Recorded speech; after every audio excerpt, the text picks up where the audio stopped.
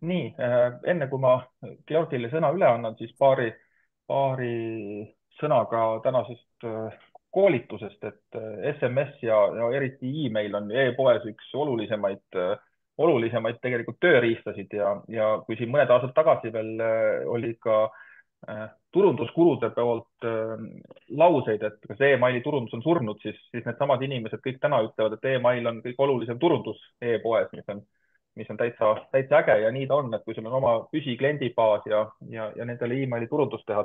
mis on niisugune põnev, mis ma juba Georgi kohta ka ütlesin, et pole kuulnud, aga samas neil läheb väga hästi, et Georg tegelikult on üle 7 aasta, ma saan aru, eks ole, jah, vähemalt tegelenud emaili ja, ja SMS-turundusega, et alustas Boltist, mis on omaette, sellest võiks tegelikult muidugi tund aega rääkida ilmselt, eks ju, et jah. sellest teekonnast ja sellest mahust, mis seal on, mis see oli, 1500 automatiseeritud Ähm, emaili. jah, minu tiim mingi hetk me jõudsime 1500-ni, mis on päris suur number ja ma ütlen, päris palju peavalu on See on 1500 ikka kolossaalne, jah. See on ikka emaili kolossaalne, jah. push'i ja SMS-i omavahel tööle panna. Ja siis veel lisaks, miks ma Georgi kutsusin, on see, et Georg on lisaks töötanud ka välisagentuurides, mitte ainult Eestis, et see annab niisugust võib-olla teistmoodi touch'i siia, et aga mis seal ikka sellest sissejuhatusest rohkem, et ma annangi sõna sulle, teeme ka nii, et head kuulajad, et kui kellelgi tekib mingeid küsimusi, tähelepanekuid või muid, kirjutage chati, Georgiga leppisime kokku, et kui tekib sinna küsimusi, siis ma segan Georgi vahele ja küsin küsimusi, ja siis arutame neid kohe, et ja tegelikult ju, ma ei tea, Georg, mis sa arvad, kui kellelgi on küsimusi, tahab ka häälega küsida, võib ju ka seda teha, et ise sulle jah, vahele segada ja küsida küsimus või? ja ikka muidugi, see on kõige parem selle koolituse viis on see, et me tekitame dialoogi ja räägime päris probleemidest, mis e-poodidel on ja mida Just. praktilisem see on, seda parem. Just, et hea kuulaja, igaüks siis ise otsustab, et kas tahab chati kirjutada või tahab mikrofoni sisse lülitada ja küsida, et aga ole siis hea ja hakkame pihta. jah, tere hommikust kõigile. Mina olen Georg, turundusautomaatikaga olen tegelenud 7 aastat, alustasin Boltist. Kui te Bolt Foodist olete midagi tellinud ja saate pärast emaile, mille saadab Eva from Bolt Food, siis mina olen see Eva. Eva saadab meil väga palju sõnumeid Boltis, et turundusautomaatika võlu ongi see, et me saame väga palju asju ära tehtud ilma püsivalt võib-olla aega sinna panemata. Ja tänaseks päevaks olen Beyond Welcome turundusautomaatika agentuuri asutaja. Me oleme tegutsenud veidi üle aasta praegu ja sisuliselt fokusseerime ainult e-poodidele. Nii. Täna me räägime põhilistest teemadest. Me räägime emaili ja SMS sõnumite võimalustest, miks see tähtis on, mida tegema peab, mis järjekorras tegema peab. Ma näitan, kust alustada, näitan reaalseid numbreid, reaalseid näiteid, reaalseid teemasid, mida me ka oma klientidele teeme. Ja kindlasti üks tähtsamaid teemasid võib-olla e-poodide jaoks eriti on pop-up'ide kasutamine. Seal on tegelikult väga suur roll ka emaili ja SMS turunduses ja üldiselt kliendiga suhtluses. Räägime sellest ja räägime vigadest. Sisuliselt ma arvan, et kui me jõuame selle presentatsiooni lõpuni, siis teil peaks olema järgmise kuu plaan paigas, mida tegema. Ja kui te neid vigu ei tee, millest ma lähemalt räägin, siis sisuliselt peaks teil tegelikult ka turundusautomaatika kõik korras olema. Natukene üldistest numbritest. Mulle endale, kuna me ise näeme väga palju neid andmeid, siis ma väga tihti ei usalda neid numbreid, mida internetis näidatakse. Et üks sellistest numbritest on tegelikult, kui palju emaili ja SMS turundus peaks e-poe tulust tooma. Et väga suuri numbreid visatakse igale poole nagu 20, 30, 40%. Et reaalsus on see, et see tegelikult kõik oleneb sellest, kuidas te seda tulu loete. Kas te loete seda pärast emaili või SMS-i avamist, sellele klikkimist, kui palju raha te olete kulutanud, et inimeselt see email kätte saada ja ta üldse kodulehele tuua. aga ma ütleks, et realistlik on kuskil 10-15%, 15 siis on pigem kõrgem. aga see on midagi realistlikku. Kliendi küsitluste tagajärjel saadi selline number, et 49% klientidest soovivad emaile brändidelt, mis neile meeldivad iga nädal. Ja see ei tähenda, et iga teile kliendile väga meeldib teie bränd. Me räägime siin lojaalsetest klientidest, aga see on võib-olla vastus, Tõnu, sinu küsimusele või sinu lause, et kas emaili turundus on surnud, et kaugeltki mitte. Emaili vaadatakse, avatakse ja nende kaudu ostetakse. Mis on turundusautomaatika juures võib-olla üks tähtsamaid aspekte on see, et me saame tegelikult võrreldavalt lihtsa vaevaga personaliseerida otsesuhtlust kliendiga. Neil 71% inimest juba eeldab personaliseerimist ja tegelikult väga suur osa nendest, kes ei näe personaliseeringut emailides või sõnumites, ei ole sellega väga rahul, et see on üldiselt juba niisugune norm. Ja kui me räägime personaliseerimisest, mis asi see on, et see, et inimese emaili eesnime panete, see ei ole personaliseerimine enam. See on, võib-olla seda on juba natuke üle kasutatud, aga personaliseerimine on, me saadame õiget infot õigel ajal, õiges kohas ja olenevalt kliendi siis käitumisest või mittekäitumisest. Ja üks number, mis mulle kõige rohkem meeldib ja peaks teie silmas särama panema, on see, et SMS-ide avamisprotsent on keskmiselt 98%. Võrreldavad siis emailiga, mis on 20-30. Ja ma arvan, et SMS on tegelikult väga alakasutatud, eriti Eestis. Ja need, kes seda kasutavad tihti, ei tee seda väga õigesti, aga räägime ka nendest võimalustest täpsemalt. Aga mida meile emailid ja SMS-id üldse ja nende automatiseerimine üldse lubavad teha on, number 1 on, me suurendame kliendi väärtust ehk siis client lifetime value't. Klient pärast oma esimest ostu võib teha teise ostu, võib teha kolmanda ja olenevalt sellest, kui pikalt ta meie kliendiks jääb, kui palju ta raha kulutab, sellest oleneb siis meie client lifetime value. Emailid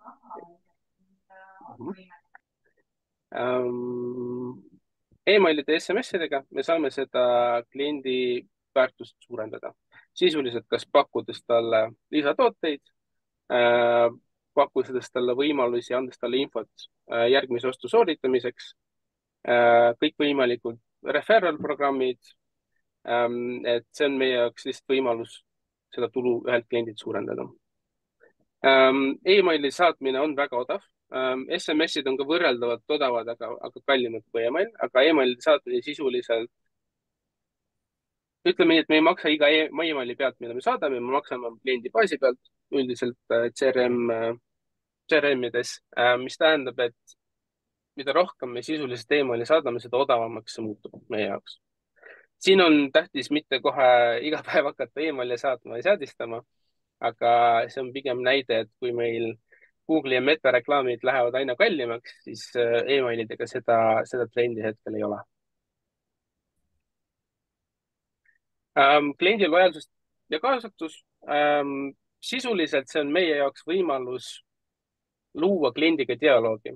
Ja see dialoog ei tähenda alati, et me peame talle helistama või me peame talt mingeid vastuseid saama, aga ka see, et meie klient tuleb kodulehele, vaatab toodet ja läheb sealt ära, mitte sooritades ostu. See on meie jaoks dialoog. Klient võttis meilt mingi info vastu, vaatas toodet, talle midagi ei meeldinud.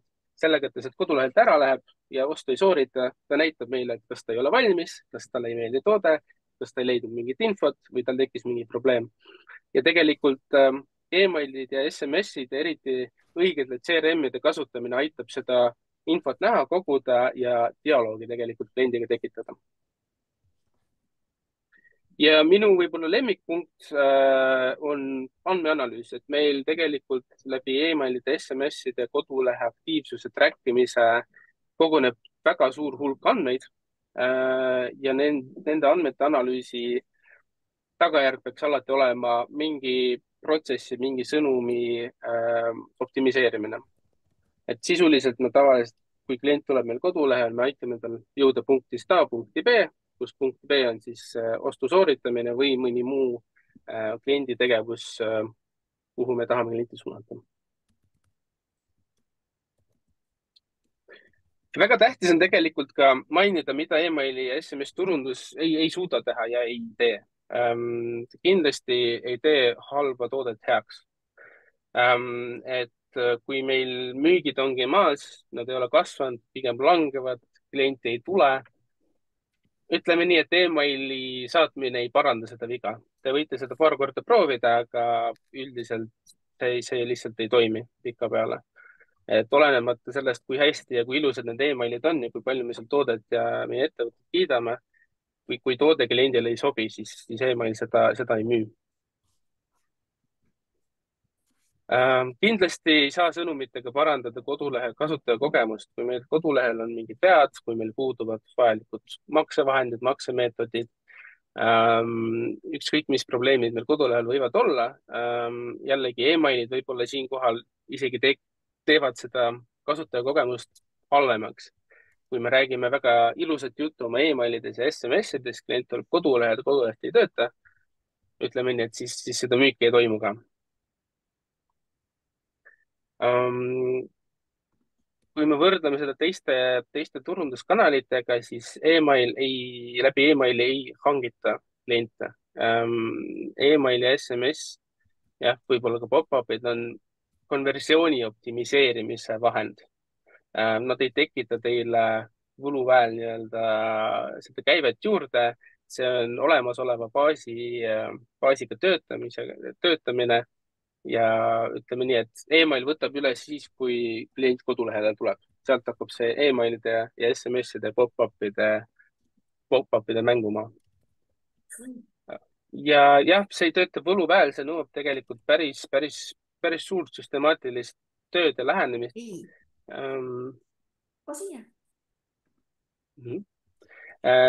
Et väga tihti sellega alustatakse, aga siis tulevad muud asjad peale ja siis võib-olla mõeldakse, et miks see asi ei toiminud.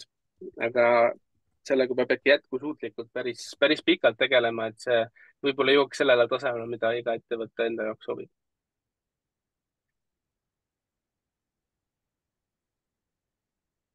Ja paar sõna automatiseerimist, enne kui me lähme näidete juurde. Automatiseerimine, ma arvan, on isegi tähtsam kui kampaaniate saatmine, SMS-i, ühekordsete kampaaniate saatmine e-poodide jaoks. Sisuliselt see aitab meil automaatsel moel, siis kui kliendile mugav on, müüa talle lisaks, soovitada talle tooteid, anda talle sooduskuponge. Ja me ei pea selle jaoks iga päev ootama, kuni meil klient tuleb kodulehelt ja tema email saata, et talle manuaalselt mingi email välja saata.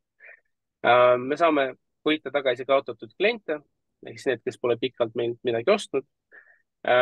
Me saame teha lisamüüki kas siis ostuprotsessi ajal või pärast ostuprotsessi, kas läbi emailide, dünaamiliste soovituste või ostujärgsete sooduskupongidega.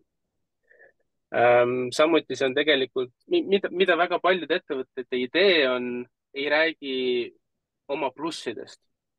Ja ütleme nii, et isegi mitme maksemeetodi olemasolu on pluss. Alati ei pea me emailides müüma, vahepeal piisab lihtsalt, et me tuletame kliendile meelde, mida meie juures saab. See on väga tõhus kanal, väga tõhus vahend saata sõnumeid õigel ajal, õigele inimesele, õige sisuga. Siis kui olenevalt sellest, mida klient teeb või mida ta ei tee. Ja see ei olene meie turunduslikest võib-olla huvidest, et millal me tahame midagi saata, millal mingi kampaania on, aga klient saab meiega suhelda sisuliselt siis, kui tal selleks soovi on. Ja hind jah, üldiselt ei sõltu sõnumite arvust, tavaliselt CRM-id pakuvad kliendibaasi suuruspõhiseid pakette ja seal on piisavalt palju emailide või SMS-ide krediite, et me ei peaks mõtlema sellele, et me sellest üle lähme. tavaliselt ma olen näinud, et tegelikult enamus e-poode alakasutavad kõvasti neid võimalusi. Ja lõppude lõpuks tegelikult me peame alati mõtlema sellele, kuidas kliendi kogemust parandada, mitte alati müüa. Automatiseering saab olla väga personaalne. Me näeme väga hästi ja väga kiiresti, kuidas klient reageerib meie sõnumile, kas ta teeb selle lahti, kas ta klikib, kas ta vajutab mingit kindlat nuppe, mida me tahame. Ja kui see on hästi õigesti tehtud, see tekitab kliendis lojaalsuse. Siin on väga sihuke ühesõnaga piir, kus meie professionaalne automatiseering ja lojaalsuse tekitamine muutub spämmiks, on tegelikult väga õhuke. Et kahjuks ma ise olen näinud, et enamus ettevõtteid pigem lähevad sinna spämmi poole. Aga ma räägin, kuidas seda mitte teha. Vahepeal küsin, äkki on kellegi mingi küsimus? Okay.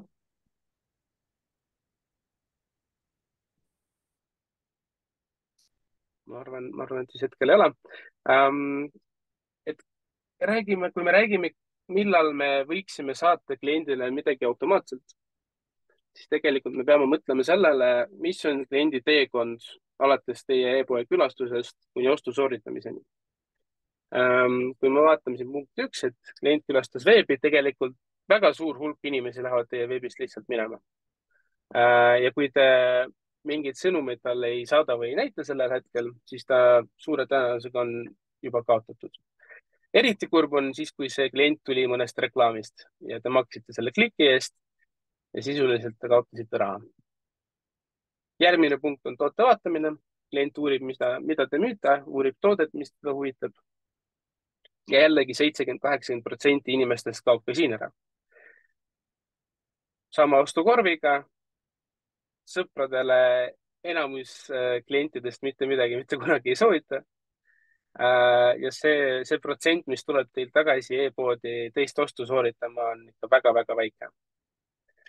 Sisuliselt, mida turundusautomaatikaga teha saab, on iga selle punkti konversiooni, iga etapi konversiooni parandada.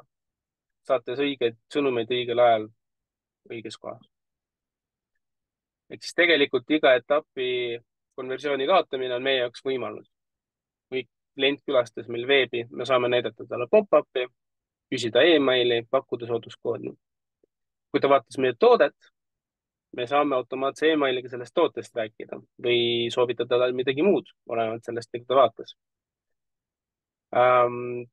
Kui klient hülgas ostukorvi, me saame talle saata hüljatud ostukorvi sõnumeid.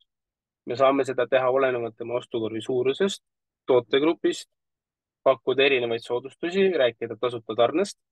Et tegelikult neid asju, mida teha on väga palju ja igas selles etapis on võimalik automatiseerida sõnum.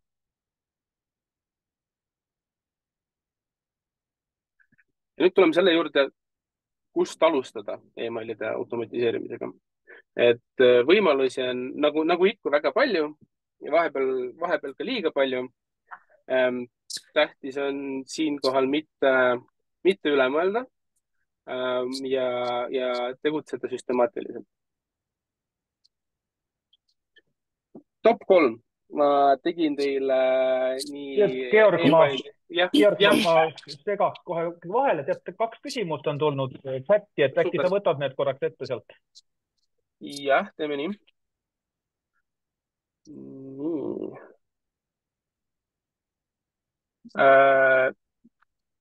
Kas eeldab, et klient on sisse logitud? Ma täpselt nüüd ei mäleta, mis kohas see küsimus tuli. Suuliselt äkki küsida. Jah, Keit, tere. Poolikute ostukorvide saatmise osas, et täna on AKI ehk siis Andmekaitse Inspektsiooni poolt tehtud selline ettekirjutus, et pooliku ostukorvi teavitusi ei tohi saata, kui klient ei ole selleks eelnevat nõusolekut andnud. Ehk siis, kui klient täidab oma andmed ära ja isegi jätab e-maili, aga ei saada või aga ei anna nõusolekut, et talle võiks seda ostukirja saata, siis ei tohi seda tegelikult teha. Et see, mida sina kirjeldasid, kas siis see eeldab seda, et kliendid on e-poodi sisse logitud ja eelnevalt andnud nõusoleku oma andmete töötlemiseks? väga hea küsimus, Keit, aitäh. See ei eelda, et klient on sisse logitud, see eeldab, et klient on oma nõusoleku emailiks andnud. Ja tegelikult neid viise, kuidas seda emaili saada, on väga mitu. Et Aki ei keela meil näiteks näidata pop-up'e ja küsida sealt kaudu kliendilt lisainfot. Aga tegelikult pop-up'idest, nendest võimalustest räägin veidi juurde ka lõpupoole, aga üldiselt sisse logitud ei pea olema. Tähtis on lihtsalt, et klient teab, et ta saab neid sõnumeid. aga mis sinu soovitus on, millises etapis siis nagu, kui klient tuleb ostma toodet, liigub ostukorvi, et millises etapis küsida talt enne see nõusolek ära, et kui ostja poolikus, et ma tohiks sulle saata selle kirja? Need näited on mul natuke lõpupoole, et ma ei taha ette kiirustada, aga ma kindlasti räägin nendest, jah. Super. Aga jah, emaili top 3. Sisuliselt kõige tähtsam email, mida üks e-pood saab teha, on kassa hülgamise email ehk siis abandoned checkout. Sinna jõuab meil kõige rohkem inimesi, kes on valmis ostma. Tavaliselt need probleemid, mis seal tekivad, on, et kas midagi muud tuli ette, kas mõni asi ei toiminud kassas. Ja tegelikult abandoned checkout ehk siis kassa hülgamise emailide konversiooniprotsent on keskmiselt 10,7%. Et siin saab igaüks arutada, kui palju raha sealt kaduma läheb. Tavaliselt neid emaile on päris mitu, see ei ole üks email. Aga see on üks kõige tähtsamaid asju, mis te oma e-poe jaoks saate teha. Teine kõige tähtsam, ma ütleks siis sõnumite jada, et see ei ole ainult email, see on tervitus email pluss pop-up. Alguses me näitame pop-up'i, anname kliendile võimaluse anda meile email, võib-olla pakume ka mingit soodustust. Kusjuures huvitav oli näha, et väga tihti suurem soodustus ei tähenda paremat konversiooni. Olen näinud ka AB teste, kus 10% soodustus toimis paremini kui 15% või 20%. Et alati ei tasugi raha jagada, et vahepeal on kasu ka sellest, kui me lihtsalt kliendilt küsime. Aga see on aga millest, Georg, millest see sõltub, et miks 15% ei anna paremat kui 10%? See on väga hea küsimus ja ma sellele vastust hetkel ei ole leidnud. Et tegelikult see on üks neid põhjuseid, miks ma alati soovitan AB testida kõike. Et me ei saa oletada, et kui me midagi arvame või me oleme näinud seda kuskil, see ei tähenda, et meil see niimoodi toimib. Et see oligi meil üks klient, et ühel kliendil reaalselt 15% toimis halvemini, lihtsalt konversioon oli halvem. Et siin on jah, peab turunduspsühholoogide käest küsima, et kas klientidele ei meeldi number 5 või mis seal juhtus, aga tähtis on lihtsalt mitte olla avatud nagu erinevatele võimalustele, et alati see, mis me arvame, toimib, alati see ei toimi tegelikult.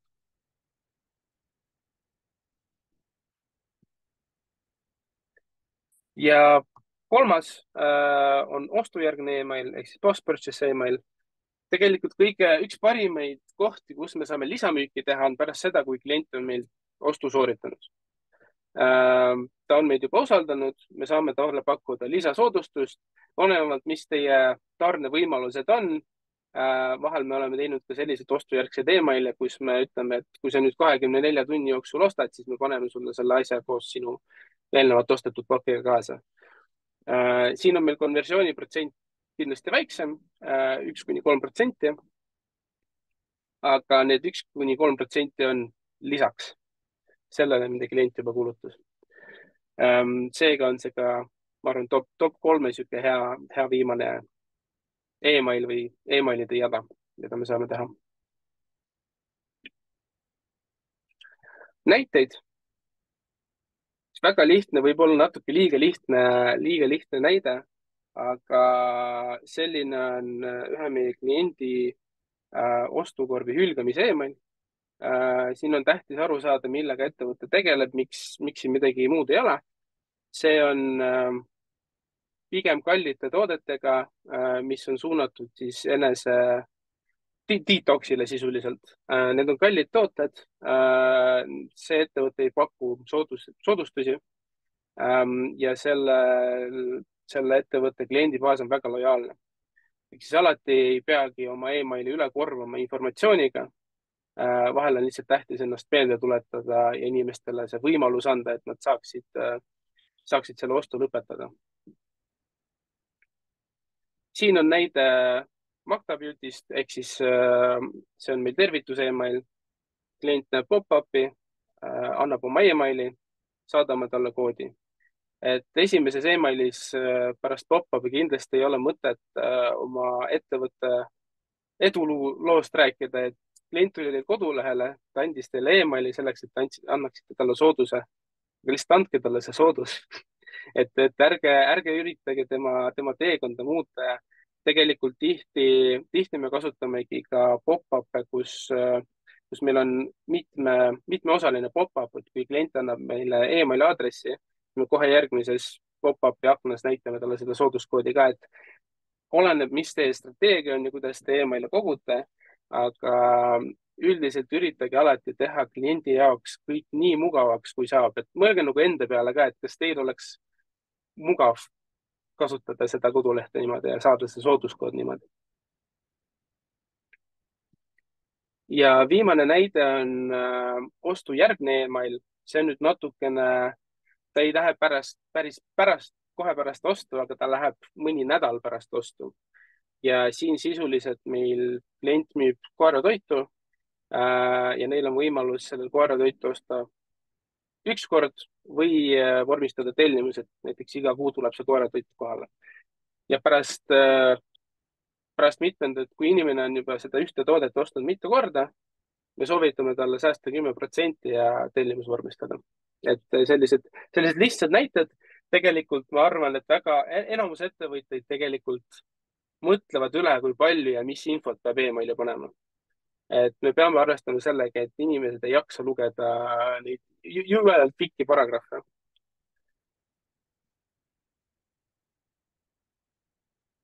Ja reaalsetest näidetest meil on ostukorvi hülgamise email. Meil on siin statistika avamisprotsent, klikiprotsent ja konversiooniprotsent. Ma soovitan, tuli üks küsimus, võtan selle kiirelt ette ka.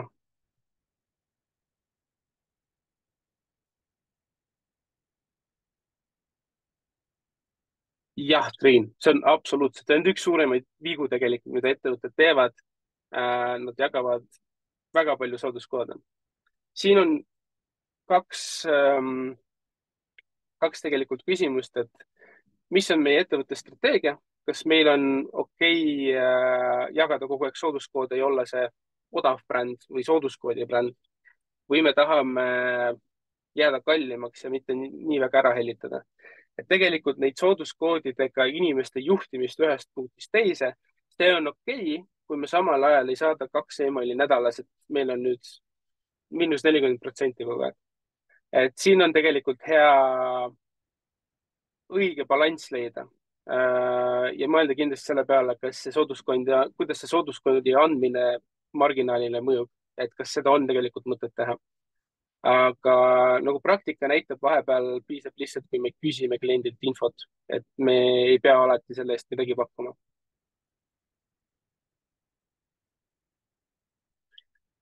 Siin küsimus, kas millise nõusolekut peab küsima, et selliseid emaili saata?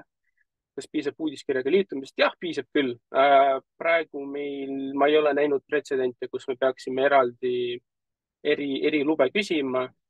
Vahepeal ettevõtted ise otsustavad selle valiku teha ja nad teevad näiteks erinevad listid uudiskirjale, erinevad listid eripakkumistele, erinevad listid millelegi muule. Aga sisuliselt, kui meil on uudiskirja nõusolek olemas, me saame seda kõike teha.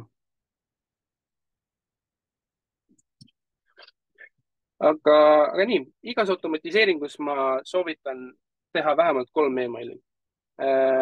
Väga tihti tehakse ära esimene, vaadatakse, väga hea raha tuleb ja siis mingid muud asjad tulevad ette ja keegi ei jõua ettevõttes sellega kahjuks tegeleda. Siit me näeme, et tegelikult nii teine kui 3. email suudavad seda seda konversiooni jätkata. Kindlasti väiksemal määral, kindlasti see ei ole nii efektiivne nagu see esimene email, aga me peame tegelikult mõtlema ka sellele, et kui me vaatame seda esimest emaili ja 4-5% konversiooni, me peame aru saama, et ilmselt mingi osa nendest, kes selle emaili saavad, oleks ise tagasi tulnud ja ise selle ostu juba ära teinud. Et iga emaili ja SMS-i automatiseeringu esimest sõnumit vaadake väga skeptiliselt. Et enne kui me ei tee AB testi, ehk siis me osadele klientidele saadame, osadele ei saada ja vaatame nende konversiooni erinevust, siis me ei saa tegelikult teada, kui palju see esimene email meile raha toob. Rohkem saab usaldada ka teist ja kolmandat emaili, kus inimesed tavaliselt need lähevad juba kas teisel päeval või kolmandal päeval. Inimesed on juba sellest ostu flow'st välja läinud. Kui me räägime tervitus-emailidest, üldiselt jah, ma alati ütlen, et vaadake kõike statistikat väga skeptiliselt. Et kui me näeme 77%-list avamisnumbrit, siis kuskil peab see põhjus olema. Ja see põhjus siin selles näites oli tegelikult meil väga hea pakkumine, mille me näitasime läbi pop-upi igale kodulehel külastajale. Ja sisuliselt selle pakkumise saamiseks pidi klient siis andma oma emaili ja sinna emailile me saatsime selle soodusa. Et nagu me näeme, siis kõik need järgnevad emailid, mis siin on, need numbrid on kõvasti väiksemad, aga nad siiski suudavad meile ikkagi lisatulu tuua. Ja ostujärgne email, siin ongi tegelikult meil konversioonid üldiselt väiksemad. Siin on näide, kus me esimeses emailis me pakume lisatooteid ehk siis mingeid aksessuaare kliendile juurde osta. Teises emailis me küsime kliendilt infot. Siinkohal me küsime siis tema sünnipäeva selleks, et tulevased automatiseeringud personaliseerida. Nagu näha, siis meil kõik rate on pea 20%, et tegelikult väga suur hulk inimesi lihtsalt annab meile infot, kui seda küsida. Ja kolmas email, mis tõi juba, seal hakkab juba vaikselt see inimese fookus hajuma ja seal me rääkisime siis erinevatest teistest toodetest ja tootegruppidest, mis meil on. Tegelikult need emaili tuleks lisada täpselt nii palju, kui palju nad raha toovad. Et kui me näeme, et seal juba avamisprotsendid lähevad jubedalt väiksemaks, alla 20%, siis tuleb tegelikult läbi mõelda, et kas neid emaili veel juurde on vaja, aga ma arvan, et 3 oleks igas automatiseeringus miinimum, mida me võiks teha. Ja paar näpunäidet lihtsalt oma igapäevatööst, et enne kui sinna lähme, küsimus. Et küsimus, kas uudiskirja nõusolek ja SMS nõusolek, kas need baasid tuleb lahus hoida, et uudiskirja baas on 20 000 ja SMS baas 100, kuidas kasvatada SMS nõusoleku kliente. Oleneb, mida tähendab lahus hoida. Ma ütleks, et tavaliselt need on lihtsalt 2 eraldi listi, aga enamust CRM-idest teil on ikkagi iga kliendi jaoks profiil ja siis selle profiili peal peaks olema märge, kas klient on selle SMS nõusoleku või email nõusoleku andnud. Kas uudiskirja listile võib ei tohi. Sellel on väga konkreetne vastus. Kui inimene on emaili loa andnud, talle SMS-i saata ei tohi. Ehk siis selles mõttes tuleb need eraldi hoida. Ja kuidas kasvatada SMS nõusolekut? Üks väga keeruline küsimus, sest see on teoorias väga lihtne, aga praktikals tegelikult meil enamus kliente, eriti Eestis, ei taha oma telefoni jagada. Jah, ma usan ka väga palju SMS-e ilma nõusolekuta. See on üks suurimaid vigu, mida meil Eesti ettevõtted tegelikult teevad. Ja ma arvan, et vähese aja pärast Aki hakkab ka nendele SMS-i saatjatele ka kuklasse hingama. Et meil on tegelikult Eestis 2 probleemi. Et üks on see, et kui ettevõte teab meie telefoninumbrit, siis ta arvab, et ta võib kõike seda teha, mida ta tahab, sealhulgas helistada. Ja teine on, et nendes SMS-ides väga tihti ei ole võimalust nendest SMS-idest loobuda. Et tavaliselt meil peab olema alati, kas siis peab töötama stopi saatmine sellele SMS-ile või siis mingi unsubscribe link. Neid tavaliselt ei tehta. Ma olen küll näinud, et osad ettevõtted, kellel minu telefoninumber on, et nad on aasta tagasi nad saatsid ilma selle unsubscribe võimaluseta, et nüüd saadavad juba unsubscribe'iga. Tegelikult on näha, et mida rohkem meil see huvi ettevõtetel SMS-ide vastu kasvab, seda rohkem tegelikult ka selle kasutus paraneb. Aga jah, ma paari sõnaga räägin ka, kuidas neid SMS-i nõusolekuid koguda. Seal mingit võluväel jällegi see ei tööta, see on samamoodi nagu emailidega, et kui me kogume kuskil emaili, siis miks mitte sinna panna ka see checkbox SMS-idega. Me saame neid valikuid tegelikult lisada ka näiteks ostukinnitus emaili, kus me saadame kliendile kas ostukinnitusmeili või me saadame kliendile emaili siis, kui tema toode on tarnes. Miks mitte teha sinna väike sektsioon ja küsida SMS nõusolekut. Et see kindlasti ei ole väga kiire protsess. Eriti ma arvan Eestis, et näiteks USA-s on sellega palju lihtsam, ütleks. See on lihtsalt enda kogemuse põhjal. Aga väga tihti aitab ka selle SMS nõusoleku lihtsalt küsimine ka. Et kui teil on juba 20 000 kliendil on emaili nõusolek olemas, saatke neile email, küsige neilt SMS-i luba ja andke teile mingi prännik selle eest. Aga siin on väga tähtis mitte seda SMS-i pärast üle kasutada. Kui me räägime, jah, paar sõna ma tahtsin öelda, et kuidas neid automatiseeringuid automatiseerimise projekte juhtida. Et kõige parem email on see, mis kliendini jõuab, mida klient näeb. Ma kindlasti ütleks, et ärge mõelge üle oma esimest emaili. Enamus platvormidel on olemas template'id, vahetage vastavalt oma ettevõttele need värvid ära ja saatke see välja. Te jõuate veel selle optimiseerimisega tegeleda, aga mida rohkem, mida kiiremini andmeid te juba saate sellest esialgsest versioonist, seda parem. Kindlasti ärge jätke seda automatiseeritult üksi. See on väga lihtne juhtum, eriti kui turundajad tegelevad mitme asjaga korraga. Ma olen väga palju päris suurtes ettevõtetes näinud, kus meil on väga palju emaili seadistatud, need ei ole optimiseeritud, need ei ole testitud, et seal on väga palju võimalusi saab kaduma. Ja optimiseerige. See on, ma arvan, et sihuke võib-olla teine, kolmas samm, millele te peaks üldse mõtlema, et tegelikult enamus tulust tuleb teil sellest esimesest seadistusest. Aga optimiseerida saame saatmiste aegu, sisu ja pealkirju ja pakkumisi ja tegelikult väga palju muud. Ma toon siin paar näidet ka. Üks variant, mida me saame optimiseerida, on visuaal. Visuaali optimiseerimisel on sisuliselt kaks suunda, et kas me optimiseerime seda, et meil brändi kuvand oleks parem või me optimiseerime seda, et klient saaks paremini info kätte, et vähendada neid barjääre kliendi ja meie brändiga suhtluse vahel. Siin on üks näide. See on meil tervitus email, mis läks pärast pop-up'i. Mõte on hea, värvid on ilusad, sõnum on ilus, aga natuke võib-olla raske on kliendilt kohe aru saada, et mis siin toimub. Me võtsime selle emaili ja tegime selle selliseks emailiks. Ma võin kohe öelda, et tegelikult nende kahe emaili konversiooni vahe ei ole väga suur.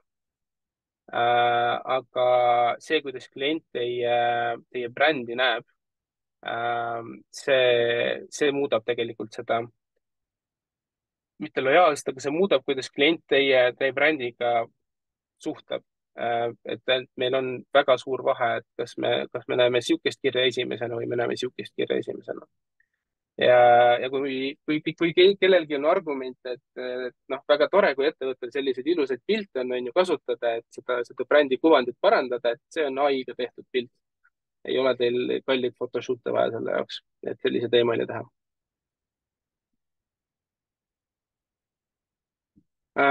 Siis on sisu optimiseerimine. Kui natuke järgi mõelda, siis tegelikult igas kliendi elutsükli etapis ta vajab erinevat infot. Kui me räägime kliendist, kes pole teie brändi kunagi näinud, kunagi kuulnud, näeb mingit ägedat reklaami, tuleb kodulehele, et talle on tähtis aru saada, kas teid tohib usaldada, kas teile tohib kaardiandmeid usaldada, kas teie tooteid tohib usaldada. Siin on võib-olla tähtsam rääkida klientide tagasisidest, näidata reaalseid inimesi reaalsete toodetega, tekitada see usaldus alguses. Samamoodi, kui klient on meil juba mitu korda ostnud, on lojaalne, teda ei huvita enam need arvustused, ta ilmselt on pooled nendest arvustustest kirjutanud.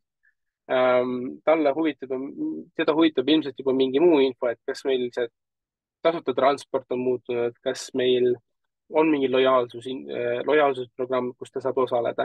Aga AB testige, kui te testite, siis AB testide sisusektsioonidena, mitte see, et kuidas me pealkirja kirjutame siin selle pildi peal, aga kas me lisame need arvustused või mitte. Et ma olen näinud meil ühel brändil, lisasime emailidesse arvustused ja see tõstis meie kliki protsenti oli 0,8 pealt 1,5% peal, sisuliselt 2 korda. Et sellised asjad juhtuvad siis, kui te õiget infot õigetele inimestele hakkab saatma.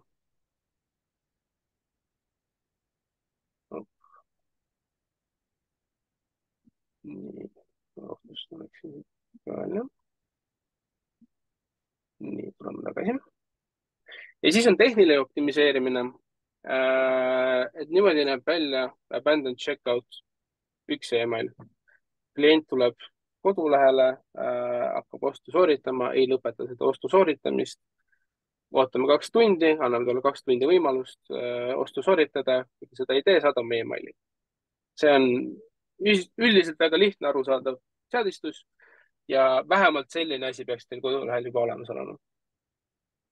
Ja see on natuke optimiseeritud versioon sellest.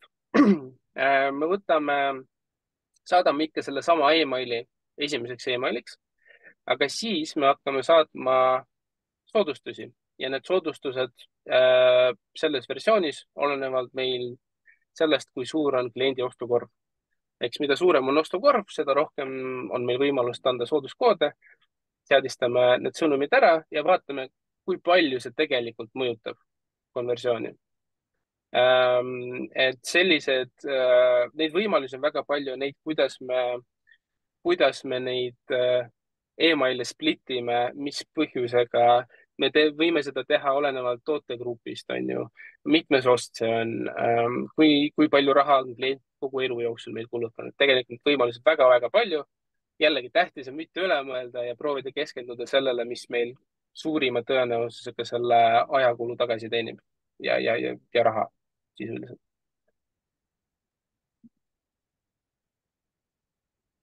Nii, oleme jõudnud SMS-i juurde. Me räägime paari sõnaga, et kuidas see erineb emailidest. Ja ma näitan ka, kuidas neid asju võiks kasutada. Et SMS-sõnumite erinevused emailist on väga isiklik kanal. Me SMS-e tavaliselt saame oma sõpradelt, tuttavatelt, et ma võtan siin SMS-id ja võib-olla otsesõnumid ka Messengerides. Et see on niisugune väga-väga isiklik kanal ja väga lihtne on muutuda seal peale tükkivaks. Ma arvan, et kui meil pereliige liiga palju sõnumeid saadab, siis me hakkame teda ka mingi hetk ignoreerima. Et olge nagu mõistlikud, ärge üle kasutage seda. Ta on võrreldavalt kallis, ehk siis me ei tohiks saata sõnumeid kogu baasile kogu aeg.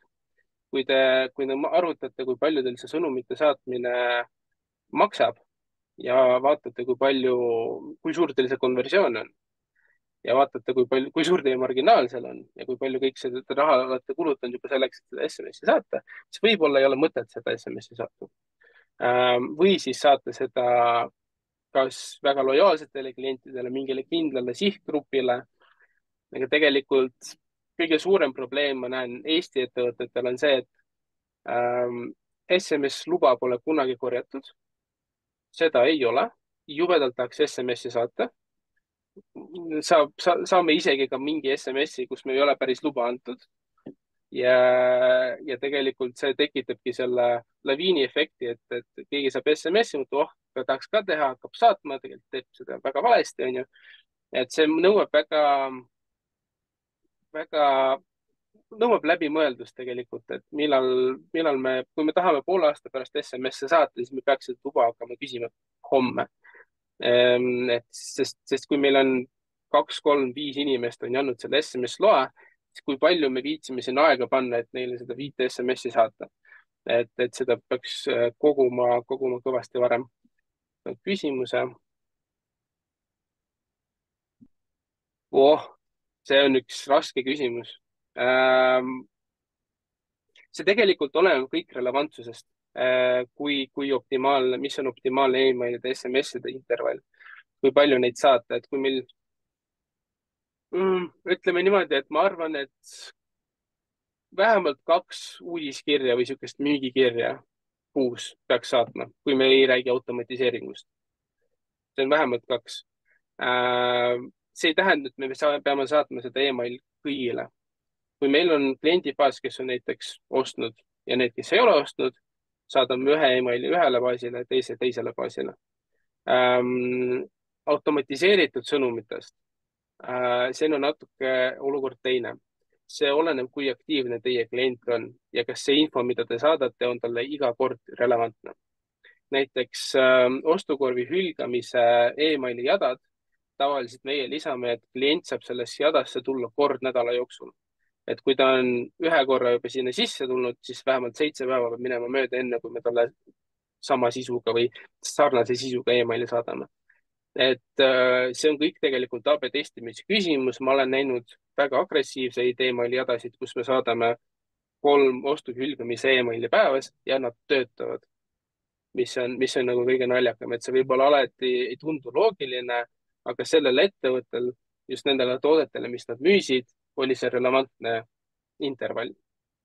Et ütleme nii, kui me müüme midagi, mis on saab kiiresti otsa, on pigem emotsionaalne ost, seal võib see sagedus olla suurem. Kui me müüme diivaneid, siis diivanit iga nädal ei osteta. Et siin on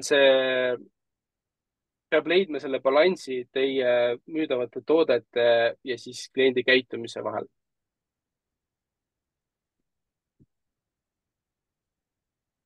Nii, liigume edasi.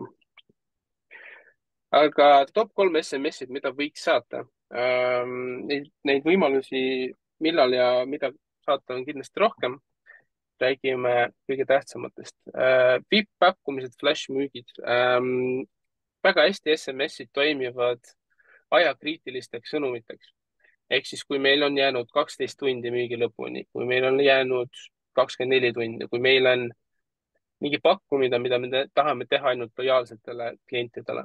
Ma arvan, et tegelikult kõige õigem strateegia ongi SMS-listile pakkuda midagi enamat, kui me pakume näiteks emaili listi või kui me näitame kodulehel. Et üks suurimaid vigu SMS-idega, mida ma olen näinud, on see, et me dubleerime infot, mis meil on kodulehel. Me saadame selle sama info kõikidele oma kogu listile ja siis me võtame selle emaili, teeme selle väiksemaks ja saadame selle sama asja SMS-iga. Ja kõik näevad igal pool kõike. Et me sisuliselt lihtsalt spämmime inimest igalt poolt. Aga kui me suudame tekitada meile segmendi, kes on liitunud SMS-iga, kes saabki natuke paremaid pakkumisi või kes saab mingit lisainfot või keda me kutsume mingile üritusele, et midagi pakkuda neile midagi erilisemalt, siis need SMS-id toimuvad väga hästi.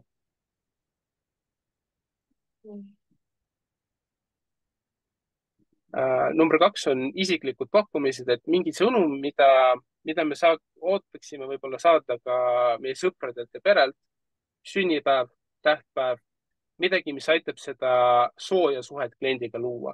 Et need on ka need SMS-id, mida kõige rohkem meil võib-olla saadetakse. Inimesed on nendega juba ka harjunud ja see on, kui keegi sünnipäeval tervitab, see on alati tore, et saame automatiseeringuga selle SMS-i seadistada niimoodi, et ta saab 0001 ka selle, oleme esimesed, kes teda õnnitlesid. Kindlasti ma ei soovita SMS-i öösel saata, aga seal saab mängida sellistega emotsionaalsete asjadega. Aga isiklikud pakkumised on okei, need ei ole liiga tihedad. Jällegi, me ei pea kõiki maailma tähtpäevi siin arvesse võtma, et kui teie tooted on näiteks rohkem meestele, rohkem naistele, et keskendume sellele segmendile.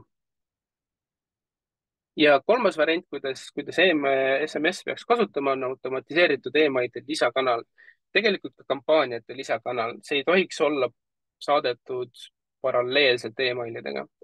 Väga lihtne näide on, kui me saadame emaili, ükski inimene näiteks, no mingi osa inimestest teeb selle lahti, on ju, teeb mingi tegevuse, mis me tahame. Osa nendest inimestest ei tee seda lahti ja ei tee seda tegevust. See on see koht, kus me võime proovida saata SMS-i. Eriti kui me tahame, et inimene võib-olla kiiremini reageeriks. Tavaliselt emaili, enamus inimesi, kes saavad emaili, teevad seda esimese 2-3 tunni jooksul. Ehk siis ma jätaks selle vahe, et saadame emaili, ootame 2-3 tundi, vaatame, kes selle emaili lahti ei teinud ja neile saadame SMS-i. Siin tekib enamus Eesti ettevõtetel probleem, et meil on tegelikult SMS-i nõusolekuga baas nii väike, et seda ei ole lihtsalt mõtet teha.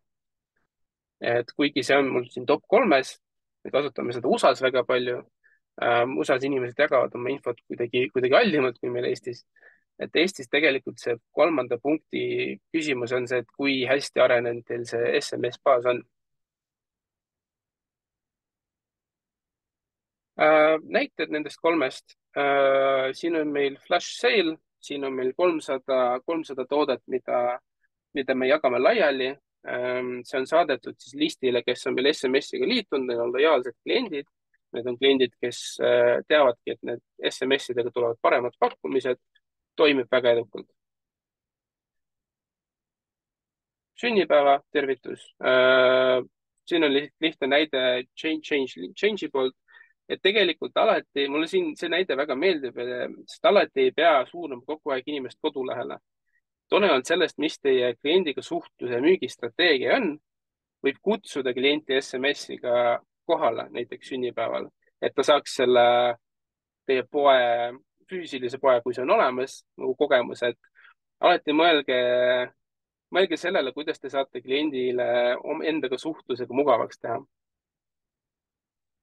Ja siin on lihtne näide hüljatud ostukorvi SMS-ist, mis tuleb siis pärast seda, kui kliendile on saadetud email ja ta seda lahti ei tee.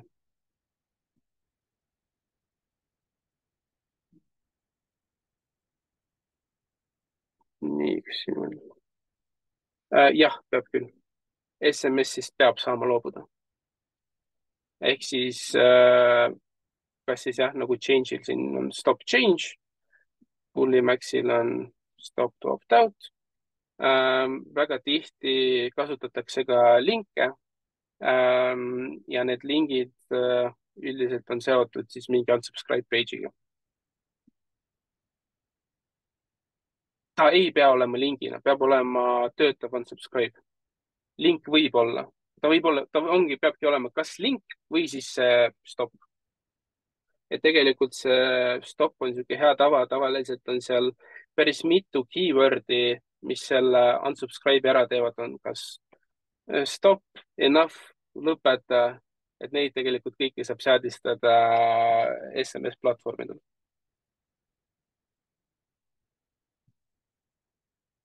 Nii, pop-up'id. Oli pikalt, mõtlesin, kuhu mõni kihv panna ja ma arvan, et siin pop-up'ide juurde on see kõige õigem teha. Et kui neid valesti kasutada, siis nad umbes sellise tunde, nagu see koletis siin tekitavadki kõikides. Nii, küsimuste just sain sõnumi. Just, saate väga lihtsalt minna sellise probleemiga API poole ja siis teha tekitada sellele ettevõttele peavalu. Ütleme ausalt, ma tegelikult ei arva, et ettevõtted Eestis pahatahtlikult neid SMS-sõnumeid niimoodi saadavad. Keegi pole sellest kunagi rääkinud. Üritatakse teha seda nii, nagu osatakse. Meie enda poolt saame nii palju teile ära rääkida ja soovitada, kui me saame. olenevalt sellest siis, kus kohas te oma SMS-idega olete, et kui selles mõttes, kui teil on küsimusi, kuidas seda õigesti teha, et te võite alati ühendust võtta. Aga pop-up'ide roll, et kui me räägime nüüd sellest, et siin emailide saatmist muudetakse erinevate regulatsioonidega keerulisemaks ja inimesed ei ole võib-olla nii väga aldid sinna footeris või checkout'is neid kontaktvorme täitma ja checkbox'e lisama, siis tegelikult pop-up'id on see koht, mida me saame kasutada niisuguse esimeseks proaktiivseks suhtluseks kliendiga. Nad haaravad väga hästi tähelepanu, väga tihti halval moel, lihtsalt sellepärast, et neid on kas seadistatud liiga agressiivseks või see info, mis seal on, ei ole väga relevantne või see, kellele me näitame, tegelikult absoluutselt ei taha seda saada. Aga nad haaravad tähelepanu igal juhul. Nad on väga efektiivsed, jah, kui neid õigesti kasutada, kui me näitame jällegi õiget infot inimesele, kes sellest infost huvitub. Pop-up'id aitavad lisaks emaili nõusolekule ja SMS nõusolekule, aitab koguda ka lisainfot tegelikult muude huvide, lisainfo sünnipäevade, ükskõik mis info kohta, mida hiljem saame kasutada personaliseerimiseks või või enda ettevõtte klientide uurimiseks. Et see ei pea olema alati, et –50% ja anna email ja siis on kõik hästi, et neid tegelikult võimalusi, kuidas seda kasutada, on päris palju. Ja kasutada saab seda väga mitmel eesmärgil, kas me näitame mõne kampaania, juhime tähelepanu mõnele kampaaniale, küsime nõusolekuid või jagame mingit muud infot. Millised numbrid pop-up'itelt oodata? Jällegi siin on enamus numbritega on tegelikult nii, et nad väga suuresti olenevad. Meil ei ole ühtegi klienti, kellel kõik numbrid kattuksid. Alati on midagi, mis on teistmoodi. Üldiselt meil on 3 tüüpi pop-up'e, mida on kõige rohkem mõtet kasutada. Meil on tervitus pop-up ehk siis klientidele, kes on uued, tulid kodulehele, tervitame või siis pakume mingit sooduskoodi. Lahkumis pop-up, et see juhtub siis, kui klient kas scrollib kodulehel üles või liigub oma kursoriga üles. Siis me saame näidata talle pop-up'i. Ja see on niisugune viimane koht, kus inimese tähelepanu haarata ja üritada teda jälle ostule suundama. Ja siis on meil info kogumise pop-up, kus me küsimegi lisainfot kliendi kohta. Vahel võime anda neile mingid präänikud, vahepeal mitte. Oleneb, kui suur meie eelarve on sellisele projektile. Rääkides numbritest, tervitus ja lahkumis pop-upi keskmised konversiooniprotsendid on 3, aga need võivad minna väga kõrgeks olenevalt sellest, mis pakkumisega tegu on. Et tegelikult väga suur osa sellest konversioonis on pakkumine, aga kui meil pakkumisi väga palju ei ole, me teeme lihtsalt hea pop-upi, siis 3% on keskmine. Ostukorvi hülgamise pop-up võib tuua tagasi kuni 17 inimest. Ehk siis need pop-up'e tegelikult saab seadistada ka erinevates kohtades erineva sisuga meie kodulehel. Kui klient on checkout'is ja ta on olnud seal üle 3 minuti, siis me võime talle pakkuda midagi erilist. Ja tegelikult seda saab näidata ka olenevalt sellest, mis tooted meil kliendil ostukorvis on. Nii, mõned näited. Pop-up, mis on tervitus pop-up. Siin on tegelikult selles mõttes hea näide, et see tekitab ka inimeses huvi, aga mis soodustused ta saab. Et võimalusel, kui teil on aega ja raha investeerida, võib-olla huvitavasse tarkvarasse teha interaktsioon teie kodulehega huvitavamaks. Aga sisuliselt selle pop-upi mõte on anna email, anname sulle sooduse, saad ostu teha. Kui me saame seda optimiseerida ja testida erinevaid variante, et kas mingi loosirattaga, kui see teie kodulehel sobib või mingi sellise loositüübiga, siis kindlasti eksperimenteerige. Et see lihtsalt tõstab teie pop-upi konversiooni. Kui me räägime info kogumisest, siis siin on näide meie kliendilt, kes nad müüvad koeratoitu, nad tegid dieediraamatu erinevatele koertele, siis see on see väärtus, mida me kliendile pakume. Selleks, et seda väärtust saada, ta peab jagama meiega emaili. Ja kui ta selle emaili ära jagab, siis järgmine, mida me talle näitame, on see, me küsin temalt koeratõugu. Ja seda koeratõugu me pärast kasutame juba personaliseerimiseks. Et kas sinu bull terrier ikka on heas vormis, on ju, et me kasutame neid asju ära mitte väga puiselt nii-öelda, aga üritame neid kasutada siis seal, kus see tundub loogiline ja naturaalne kasutada. Ja siis exit intent pop-up'i näide, lihtsalt siin on tähtis aru saada, et see toimib siis, kui klient hakkab ära minema kodulehelt ja ainult siis. Et see võib tunduda, et pop-up'e kuidagi paljuks läheb, on ju, aga tegelikult, kui neid seadistada õige täpsusega, et inimene ei saaks kogu aeg neid pop-up'e, siis iga see pop-up toob lisaraha lõpuks. Nii, veel küsin. 6 SMS reklaami ja sünnipäeva pakkumist. Jah, sest Telia saab kõvasti vastu teha, kui ta neid valesti saadab. Et ma arvan, et API meil ei ole lihtsalt jõudnud erinevate ettevõteteni, et nad tegelevad võib-olla suuremate muredega, aga see kõik liigub tegelikult sinna suunas, et seda hakatakse jälgima. Aga ei, selles mõttes SMS-idega on lood päris halvad Eestis. Nii, aga räägime nendest vigadest, et me SMS-ide vigadest oleme päris palju rääkinud. Et ma räägin ka emailide ja muudest üldistest. Nii, kohe me kõiki ei näita, aga liigne kampaaniate tihedus. Meil on Eestis väga palju ettevõtteid, kes saadavad üle päeva mingeid pakkumisi. Ja sisuliselt, mida see pikapeale teeb, on see muudab kliendid, meil tekib see bänneri pimedus, mis meil tekkis bänneritega mitu aastat tagasi, on ju, välisbänneritega. Sama asi tekib emailidega. Nagu te ei saa oletada, et klient, kellele te saadate üle päeva emaili, ostab teilt midagi üle päeva.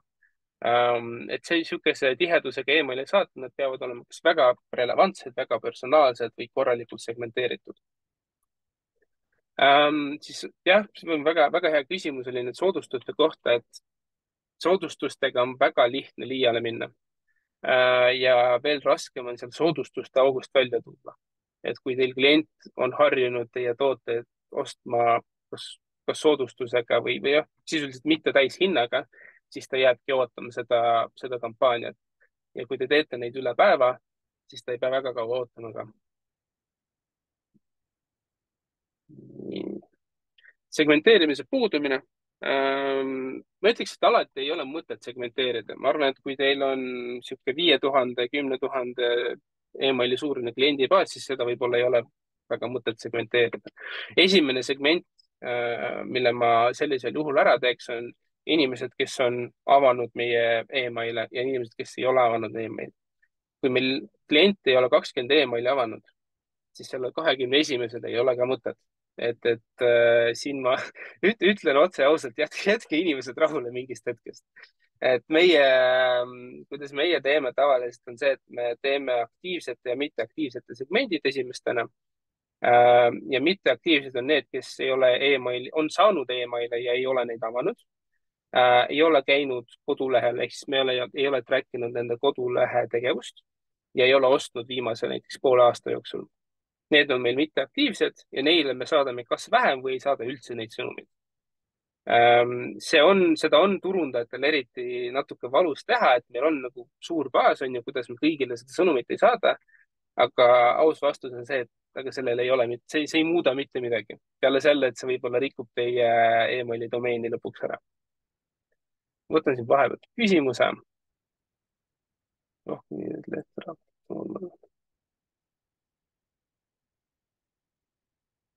Jah, väga hea, kusjuures väga hea tähelepanek, et tegelikult meil on ka üks klient oli väga pop-up'ide vastu, ütles, et nad tegid seal aasta tagasi AB teste ja siis tegelikult pop-up'id vähendasid nende orgaanilist konversiooni ja see ongi koht, kus me peame aru saama, millal, mida ja kellele me näitame. Need pop-up'id ei pea olema alati üle terve ekraani. Et väga paljud tarkvarad lasevad meil näiteks sarnaselt selle chatboti aknale kuhugi paremale nurka või vasakule nurka lisada mingi call to action nupu, näiteks, et siit saad soodustust, on ju, ja siis, kui klient seda nuppu vajutab, siis ta näeb seda pop-up'i. Neid võimalusi on erinevaid. Me saame ka erinevatel tehtedel need pop-up'id ära võtta, näiteks kui me saame näidata mingit lisainfot tootelehel, aga mitte näidata seda näiteks checkout'is. Ehk siis näitame infot seal, kus see on vajalik ja kus see on tähtis, kus see töötab. Ja päris aus vastus on see, et võib-olla teil töötabki nii, nagu te kirjeldasite, võib-olla mitte. Te peate seda AB testima, te enne ei saa teada, kui see AB test läbi ei ole. Liigne tekst, väga palju teksti kirjutatakse, et meil on, ma olen ise ka seda viga teinud oma karjääri valguses, et mul oli tunne, et kõikidel inimestel on väga huvitav lugeda seda kogu infot, mida ma kirjutan. Tegelikult me peame aru saama, et klient tuli teie poodi mingi kindla eesmärgiga, ta tahab saada seda, mida teie pakute, seda, mida te olete lubanud. Ja väga tihti tegelikult sellel tekstil ei ole mõtet. Meil on e-mailis peab olema info, miks see e-mail tuli, mida me tahame, et klient teeks ja kas me anname talle mingid präänikud sellest või mitte. Kõik muu info on sisuliselt mitte relevantne. Jah, call to action nupu peitmine sisusse, see läheb kokku selle liigse tekstiga, et kui on palju teksti, siis call to action nupp on tavaliselt kuskil all vasakul nurgas e-maili lõpus, et me peame arvestama sellega, et inimesed ei scrolli väga kaua. Ja vähene automatiseering. Tegelikult meie ettevõtte nimi Beyond Welcome tuligi sellest, et väga tihti welcome e-mail seadistatakse ära, aga sellest rohkem, et väga palju ei tehta. Et minge Beyond Welcome e-mail ja vaadake oma automatiseeringut üle selle pilguga, et iga automatiseering peaks sisaldama vähemalt 3 e-maili. Meil on flow'sid ka, kus on tervitusflow 11 e-mailiga ja toimib väga edukalt, nii et ärge kartke neid e-maili sinna lisada. Ja tegelikult üks lihtsamaid optimiseerimisi, mis te saate teha, on, et kui te lisate selle welcome e-maili ja siis te saate sealt välja võtta inimesed, kes seda e-maili ei ava, saatke seesama e-mail uuesti ja muutke pealkiri ära neile, kes seda esimest e-maili avanud ja tegelikult sealt neid tulemusi tuleb. Nii. Personaalsed otseturundused, tarkvarad. Ma soovitan seda, mida te päriselt kasutama hakkate. Et siin on rohkem küsimus selles, et mis teile mugav on. Ei ole ühtegi tarkvara, mis on ideaalne. Igal tarkvaral on omad miinused. Küsimus on, kas te selle enda miinustega suudate elada või mitte. Meie soovitame, kasutame enda klientide jaoks Klaviat enamasti. Meie kui spetsialistide jaoks tegelikult nendel kõikidel tarkvaradel on suhteliselt värvi ja nupu paigutuse vahe tegelikult, nad kõik teevad sama asja. Aga miks meile Klavia meeldib, on see, et kõik integratsioonid on väga lihtsad. Keerulised integratsioonid on arendajate jaoks lihtsad, sest seal on kõik API ühenduse võimalused olemas. Ja sellel süsteemil endal on väga kõrge tehniline lagi, et enne kui me jõuame kõik need võimalused ära kasutada, mis seal on, läheb ikka mitu aastat mööda. Ja kui teil on 5-liikmeline turundustiim, kes ainult e-mailid tegeleb, nemad ka ei jõua neid kõiki võimalusi ära kasutada.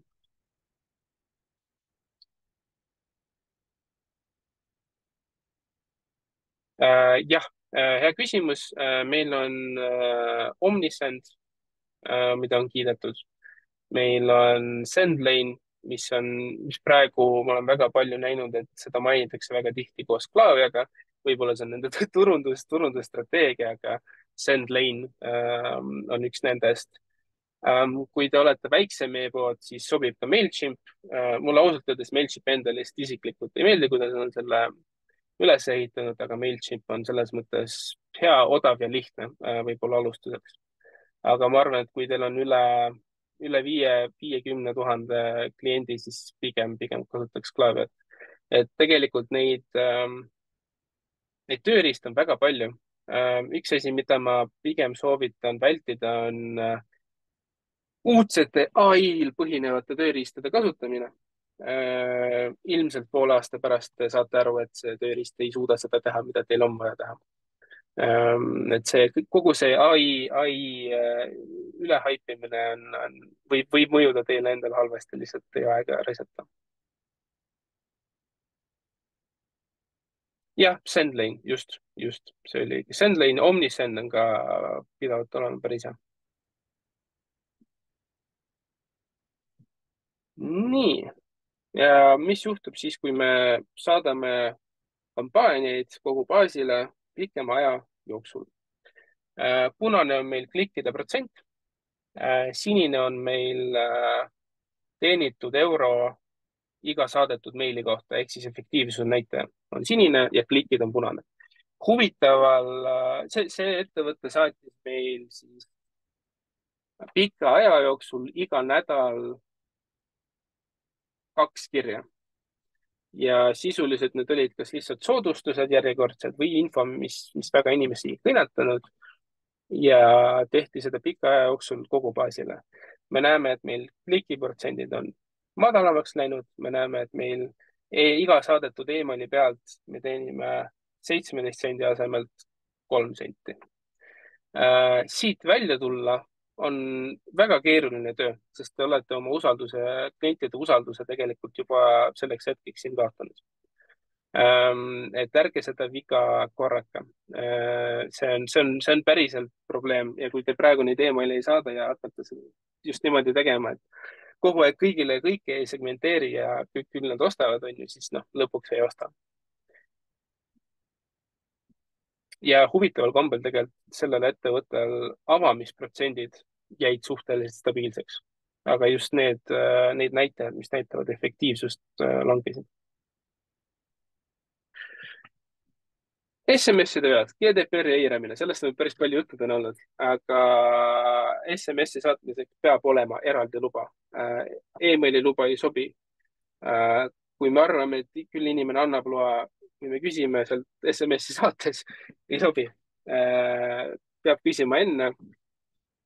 Ja kindlasti selles mõttes peab olema see lahkumise võimalus lisatud.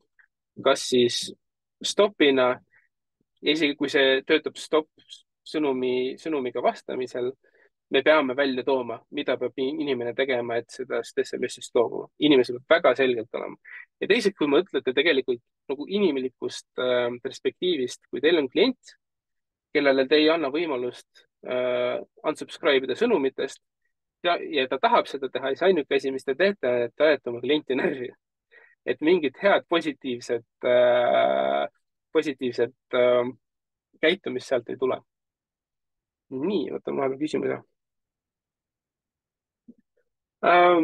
Kui suur peab olema uudiskirja baas, et emaili personaliseerida? Oleneb, mis nagu iga baasi jaoks on oma personaliseerimise võimalused. Kui teil on baas 100 inimest, teil on väga lihtne ikkagi see eesnimi lisada sinna emaili. See on esimene samm. Ja siis kui me mõtleme tegelikult, mis see personaliseerimine on, et näiteks ostukorvi hülgamise emailis, kui me näitame seal tooteid, mis kliendil ostukorvis on, see on personaliseeritud email. Ehk siis ma ütleks, et personaliseerimisega on vajalik suhteliselt algusest alustada. Lihtsalt siin ei tohi nagu üle mõelda liiga keeruliseks seda personaliseerimist teha. See peaks olema midagi lihtsalt nagu dünaamiline soovituste väli näiteks.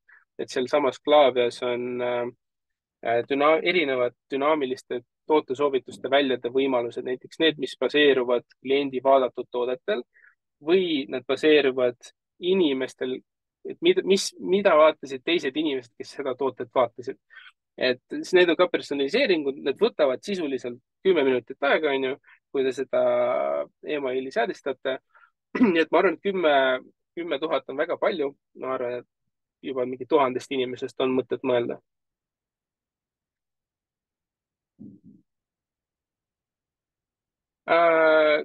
Praegu mõtlesin kliendi ehk siis saaja eesnime. Eva Bolt Foodist on üks optimiseerimise võimalusi, et see oleneb tegelikult, kuidas me tahame oma brändi kuvandit ehitada, kas me tahame olla niisugused autoritaarsemad, tõsisemad, kas me tahame olla sõbralikud. Et Boltis me mõtlesime selle Eva välja lihtsalt selleks, et meil inimesel tekiks tunne, et ta räägiks nagu inimesega. Et kui teie ettevõte, teie bränd seda lubab teha, siis me kindlasti kasutaks neid ära. Tõsiasi on see, et kui see juba seal olemas on, siis pikapeale selle mõju kaob ära. Kui te teete AB testi ja saadate Angela ettevõttest saajalt või siis te saadate lihtsalt oma ettevõtte nimelt, siis see Angela ilmselt toimib paremini. Kui te nüüd saadate 50 emaili Angelalt, inimesed harjuvad sellega ära. Et see on üks AB testide tegelikult suur probleem, et testitakse erinevaid näiteks visuaale, et kas tootega või ilma. Vaata, okei, tootega toimub paremini, aga kui me saadame 50 järgmist emaili ka tootega, kas see töötab ikka paremini? Et tähtis on see variatsioon, anda klientidele võimalus näha ja lugeda erinevaid asju. Siin küsimus, kas unustada oskussisu on oluline vahe sellel, kas tootepilt on lisatud või mitte. Jällegi, see on optimiseerimise küsimus. Kui ma ütleks, et teil ei ole ühtegi emaili, siis ärge väga mõelge selle peale. Saatke lihtsalt see meeldetuletus koos selle lingiga ära. Kui teil tekib aega või te näete selles potentsiaali, lisage see tootepilt. Ma ütleksin, et tootepildid hüljatud ostukorvi meilis töötavad väga hästi, sest see on see personaliseeritud osa. Iga klient näeb erinevaid tooteid, just neid, mida tema lisas. Ja väga paljud inimesed võtavad vastu infot visuaalselt. Kui te näitate pilti, siis ta mäletab. Kui te ütlete talle selle toote nime, siis ta ei pruugi seda, oleneb tootest muidugi. Aga pigem olla visuaalsem emailides kui tekstipõhine. Nii, lähme edasi. Jah, SMS-ide saatmine kogu baasile, sellest tegime ka juba juttu. Kindlasti seda mitte teha ja kindlasti mitte dubleerida SMS-idega oma emaile. SMS-i grupp peaks olema väga lojaalne, VIP-kliendid, nad saavad midagi erilist, nad peavad tundma ennast erilisena. Et te peate tekitama selle nagu erinevuse lihtsalt külastaja kodulehel, kes pole midagi ostnud, pole nõusolekuid andnud. Need, kes on andnud emaili nõusolekud, nad saavad võib-olla mingit pakkumist, saavad mingit lisainfot ja meil on näiteks SMS-i grupp, kes saab ainult kõige parimat. Siis on sellel kanalite hierarhial mõtet. Jah, ja kõige halvem asi, mis teha saate praegu, on mitte seda SMS-listi mitte koguma hakata. Et sellega läheb aega, see on pikem protsess, see vajab planeerimist, see vajab integratsioone, eriti kui te tahate neid automatiseerida läbi selliste vahendite nagu Klaviyo.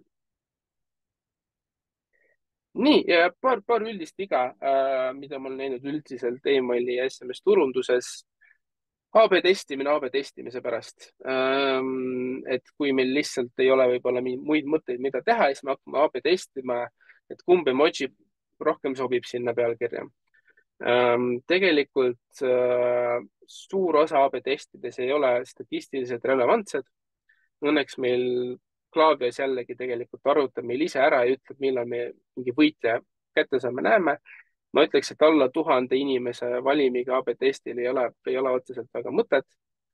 Ja kui ma testiks, siis ma testiks väga erinevaid lähenemisi. Et ma ei testiks mingit ühte pealkirja, aga ma testiks, kas tagasiside sektsiooni lisamine toimib paremini või mitte. Kas täiesti teiselt nurgalt lähenemine sellele emailile toimub paremini või mitte. Et üritage leida neid suuri erinevusi, mitte väikseid emojisid ja sellised. Strateegia puudumine. Ma arvan, et me keskmiselt mõtleme läbi kliendi 3-4 kuud strateegia, kuidas me automatiseeringuid arendame, mis suunas me liigume. Ja siis olenevalt vajadusest siis muudame, aga mõelge läbi, kes, miks ja millal peaks teil midagi kodulehel või oma meiliboxis nägema. Väga tihti, kui meil on palju vaba aega ja raha, olen näinud, et seadistatakse lihtsalt väga palju automatiseeringuid, väga palju SMS-e. Kõik on seadistatud. Ja siis, kui sa vaatad ükskõik mis inimese profiili, siis ta eile sai emaili, täna sai pop-up'i, siis tal homme läheb SMS ja sa vaatad, et sihuke asi toimub tal kuu aega järjest. Ja noh, mis siin imestada on, et inimene unsubscribe ib ja on kuri teie ettevõtte peale. Et võtke asja nagu mõistusega, mõelge, kui palju teie tahaks ühelt brändilt asju näha ja millal te tahaks seda näha. Et ma arvan, et see on ka väga hea näite, et kui te ise ei tahaks oma emaili lugeda, mida te kliendile saadate, et mõelge, äkki siis te ei saada seda kliendile ka. Et see on minu jaoks olnud sihuke hea kvaliteedi võib-olla kontrolli võimalus. Fokusseeritakse tunnetele, mitte statistikale.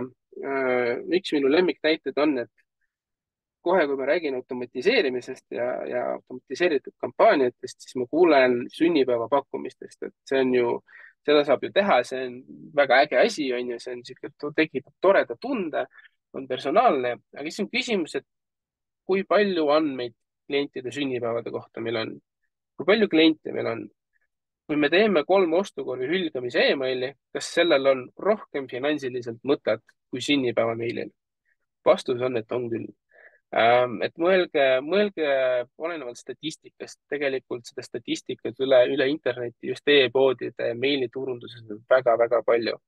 Ja neid prioritiseerida, et mis seda järjekorda, millal, mida me saadame, millal, mida me seadistama peaks, seda infot on väga-väga palju. Võtke see aeg natuke uurida seda kohta. Ja viimane, mis mul endal on päris mitu korda siukest näppe kõrvetanud ja nüüd ma kordan seda kõikidele teistele, on need kliendiküsitlused ilma planeeritud tegevuseta. Neid tahetakse väga palju teha, nende kallal töötatakse väga kaua. Me teeme väga pikad küsimustikud, me mõtleme läbi kõik küsimused. Me saadame selle küsimustiku välja, me saame mingeid andmeid, me teeme ühe presentatsiooni, et vot meil nii palju inimesi ütles, et nad on rahul. Nii palju inimesi ütles, et neile meeldib see või too. Ja siis nende andmetega mitte midagi enam ei tehta. Enne kui te midagi küsite, mõelge välja, mida te selle infoga teete. Väga lihtne näide, meil oli ettevõttel müüginumbrid kodulehel ei olnud võib-olla kõige paremad. Tegime küsitluse klientidele, kes on ostnud, kes ei ole ostnud, nende kasutajakogemusest ja sisuliselt, mis etapis nad nägid mingeid probleeme. Ja olenevalt sellest, nende vastustest, inimeste vastustest, kes ei ostnud, me muutsime meie e-mailis sisu. Et nad seal mainisidki, et nad ei usalda väga seda kodulehte. Me lisasime usaldusmärgis, et sellist info, mis tekitab seda usaldust. Me lisasime influenceritega pilte, et nad saaks aru, et selle ettevõtte taga on midagi rohkemat kui lihtsalt sihuke võib-olla mitte kõige ilusam, modernsem koduleht. Et me saame ikkagi proovida nagu nende e-mailidega seda inimeste tunnet ja arusaama muuta, aga selleks, et küsitlused läheksid produktiivselt, palun mõelge enne välja, mida selle andmetega teete. Nii, see on kõik, küsige. Mul on väga-väga hea meel, et aitäh kõigile, kes oma küsimusi esitasid ja tegelikult kaasa osalesid, et väga-väga head küsimused. Ma ise selle koolituse, aitäh sulle kõigepealt, et hästi praktiline ja kasulik oli tõesti. Ma ise selle käigus jäin mõtlema selle teema peale ja üks e-pood, kust ma viimane kord ostu ei teinud, valisin tema konkurendi, et mind hakkas häirima see, et kui nad saadavad näiteks mulle sünnipäeva puhul, siin on sulle sooduskood või niisama pakkumisi, see on nagu okk, aga nad iga toote puhul, mis sa oled ostnud, 2 nädala jooksul tuleb sulle meil, kus küsitakse, et arvusta seda toodet või jätta oma kommentaar sinna. Ja see mind nii õudselt on häirima hakanud, et iga ostu puhul automaatselt on ju, et ma olen jätnud selle pärast ostu sooritamata. Et ma ise hakkasin mõtlema, et huvitav, et kas see on nagu sellest, et kui see ei ole nagu minu kasu, et siis see mind häirib. Et siis pakkumiste vastu, et ma saan, et nüüd on niisugune toode või sul ei ostukorv poole, see on nagu okei, on ju, aga mind isiklikult näiteks sellised asjad häirivad, kui nagu iga ostu puhul küsita automaatselt, et mis sa sellest arvad ja nii edasi, eks ju. Ma arvan, et siin on mängus siuke psühholoogiline moment, et kui sa tunned, et sa annad rohkem, kui sa saad kliendina, siis see hakkab sind häirima. okei sest praegu sul tekkis vaata olukord, et sa andsid neile juba raha. Nüüd nad tahavad veel midagi sinult ja sa saad aru, et nad täpselt. kasutavad seda järgnevateks müükideks. Nende jaoks on see arvustus väga, väga tähtis. Ja kui nad selle eest, kui sulle pakuksid 20% järgmisest ostust alla, ma arvan, et sa ei küsiks seda küsimust praegu. Sa oleksid, okei, nad tegid mulle mingi pakkumise. Ja ma On ju, lähen kirjutan hea meelega ja väga jah, hea arvustuse veel, on ju. jah, aga nad annavad sulle selle valiku, vaata, nad pakuvad sulle midagi vastu. Kui nad seda ei tee, siis tekibki sihuke ärakasutatud tunne, et võtke mu raha, võtke mu arvustus ja mis ma veel teile jaoks teha, äkki teen Instagrami postituse ka ära. Alati tuleb kliendile pakkuda mingit väärtust ühel või teisel moel. Oluline siis, mis meelde jätta, eks ju, on see, et kui inimene annab pakkumisteks nõusoleku näiteks meili teel, see ei tähenda automaatselt, et võid ka SMS-i saata ja tegelikult seaduse järgi peab olema nii meilis kui SMS-is siis loobumise kas link või siis, et saada SMS vastu, et loobuda, eks, et. Kindlasti. Ja sinu soovitus on see, et mis oli minu jaoks ka tegelikult niisugune hea uus mõte, et 3 kirja vähemalt peaks saatma. Vähemalt. See on absoluutne miinimum. Absoluutne miinimum. Okei. Kas soovib keegi kasutada veel võimalust küsida? Võib julgelt mikrofoni sisse panna, kui jällegi tekib mõni. Jah. Mõni küsimus. Sa küll alguses ütlesid, et teil on ka palju rahvusvahelisi kliente, pooled vist isegi ja see, et miks väga palju uusi kliente ei taha, on lihtsalt see, et ei ole väga palju häid spetsialisti kolleegideks võtta, aga ikkagi, kui kellelgi on küsimusi, näiteks midagi veel küsida või isegi mõelda, et teie poole pöörduda, et siis ikkagi võib ühendust võtta, eks ju, et äkki saab kaubale. Ja, ei, kindlasti, et me areneme ja kasvatame tiimi ja koolitame oma tiimi tegelikult ise välja ka. Et meil on E-kaubanduse liidu liikmetele ka pakkumine, et me teeme tasuta auditi, me võtame teie olukorra ette. Me teeme teile bullet pointidega konkreetsed sammud, mida te tegema peate. Ja näitame ära, kus on teie head ja vead ja kus te saaksite rohkem tulu teenida. Et saate kirjutada mulle LinkedInis, kodulehelt või emailiga. Igal juhul hea meelega aitame. Igaks juhuks küsin üle, et ma õigesti aru sain, et kõik, kes kuulavad ja kes tahab tasuta auditit, võib sulle julgelt kirjutada ja sa oled nõus tegema tasuta auditi. Okei. Jah, just. Kuule, see on ju super. Super luks. Aga kui kellelgi küsimusi rohkem pole, siis siinkohal ma tõmbakski otsad kokku.